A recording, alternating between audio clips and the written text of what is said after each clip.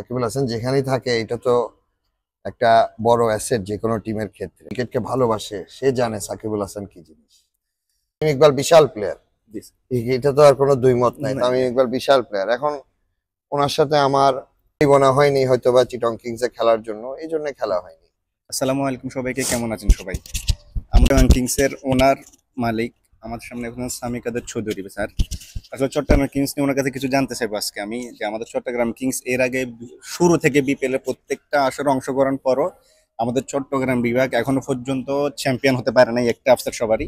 এবং টিম নিয়ে বা এবার চট্টগ্রাম কিংস ভালো একটা শেপে আছে, সাকিব আল হাসান না থাকে টিমের মধ্যে কতটা প্রভাব পড়তে পারে এইসব বিষয় নিয়ে জানতে চাই এবং স্যারের কাছে। স্যার আসসালামু আলাইকুম, কেমন আছেন? আলহামদুলিল্লাহ, আল্লাহ রাখছে। আপনি ভালো আছেন? আসসালাম।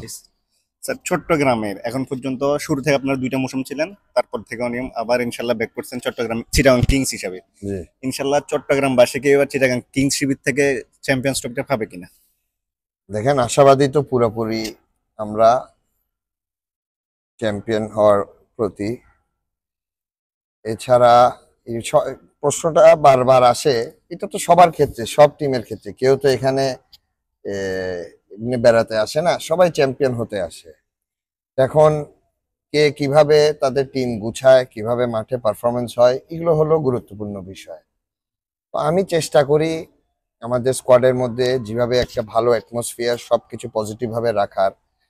তো ওটাই আপনার মাঠে যেন এফেক্টস রাখে, পজিটিভনেসটা মাঠে দেখা যায়, এটারই চেষ্টা রাখি সবসময়। যে শুরুর দিক থেকে যখন বিপিএল এ চিটাগাং কিংস এসেছিল, হুম, এখন সাকিব আল হাসানকে যখন চট্টগ্রাম টিমে ভিড়িয়েছিলেন, হুম। তখন থেকে মানুষের আলাদা একটা ভালোবাসার জন্ম হয়েছিল। জি, ওই ব্যাপারটা আপনি আসলে কিভাবে দেখতেছেন?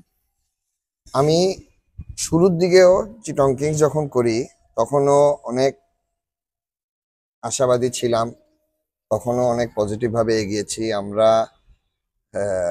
মানে হাস্যকর বিষয়, একবার প্রথম বছর আমাদেরকে সেমিফাইনাল থেকে বের করে দেওয়া হয়েছিল। আহ, দ্বিতীয়বার আমরা ফাইনাল খেলেছি। তো চেষ্টা জারি ছিল, ফাইনালেও আমাদের বোধহয় 5-6টা প্লেয়ার ইনজুরিতেও ছিল, হুম। আমার এখনো খেয়াল আছে এটা। আমাদের হেড কোচ শন টেটিস নিজের জন্য জি খেলতে জি, পারেন। উনিও ইনজুরির জন্য খেলতে পারেনি। তো এছাড়া সবসময় চেষ্টা করি আর কি, ফাইট দেওয়ার মতো একটা টিম যেন সবসময় যেই বিরুদ্ধেতে আসুক ওখানে একটা ফাইট দেয়া যায়। তো এটাও এখনো চেষ্টা করে যাচ্ছি। স্যার, একটা প্রশ্ন যেটা আপনার কাছ থেকে আসছে, আসলে বিপিএল এর প্রথম মৌসুমে যখন গ্রুপ পর্বের সবগুলো ম্যাচ শেষ হলো, তখন বরিশাল বার্নেস নামে একটা টিম ছিল, ওরা কিন্তু কোয়ালিফাই করে নাই। আমাদের চিটাগাং কিংস সেমিফাইনাল লাইন আপে কোয়ালিফাই করেছিল। জি, পরে বাদ দেওয়ার কারণটা কি আসলে জানতে পারি স্যার আমরা? সবকিছু ঠিকঠাক থাকার পর পরের দিন আসলে টিম শিডিউল চেঞ্জ হওয়ার কারণটা? ওগুলো কারণ ভেবে নেওয়ার অনেক কিছু আছে। এখন আমি যেগুলো ভেবে নিয়েছি ওগুলো এখন প্রকাশে না বলাই ভালো। আর আমারও ইচ্ছা নেই এরকম এগুলো বিষয় এখন আলাপ করার। অতীতে যা হয়েছে হয়েছে, আল্লাহ যেটা কপালে লিখে রাখছিল ওইটা তার আমি বদলাতে পারবো না।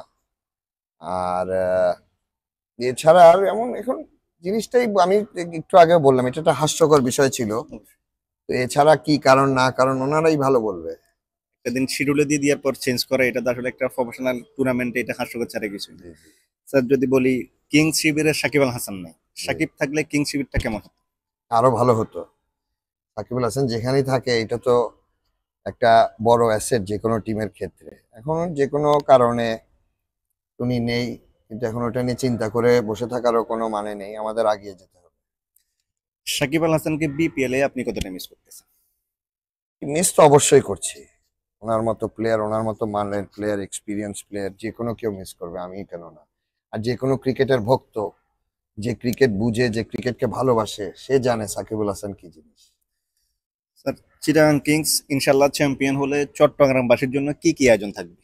এগুলা ভেবে রাখার তো অনেক কিছুই আছে, তারপরে ওরকম ভাবে এখনো চিন্তা করিনি।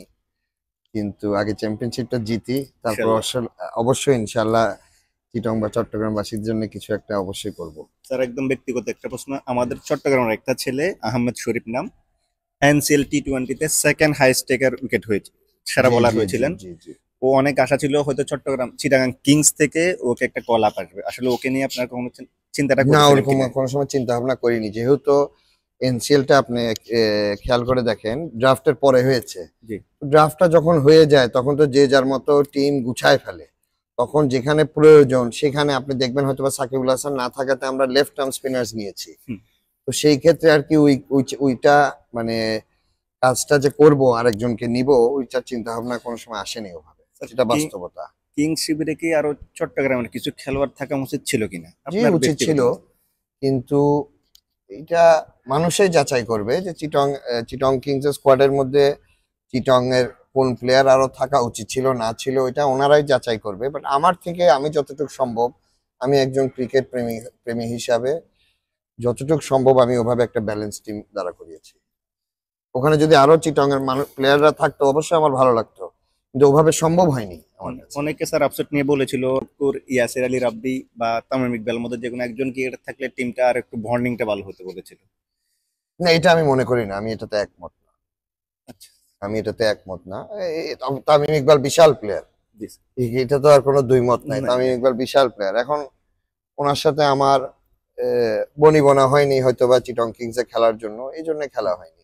আর বাকি যে ইয়াসের আলীর নাম বলছেন বা ওগুলো স্কোয়াডের মধ্যে মানে ব্যালেন্স করার জন্য স্কোয়াডটাকে ওইভাবে সম্ভব হয়নি, দ্যাটস ইট।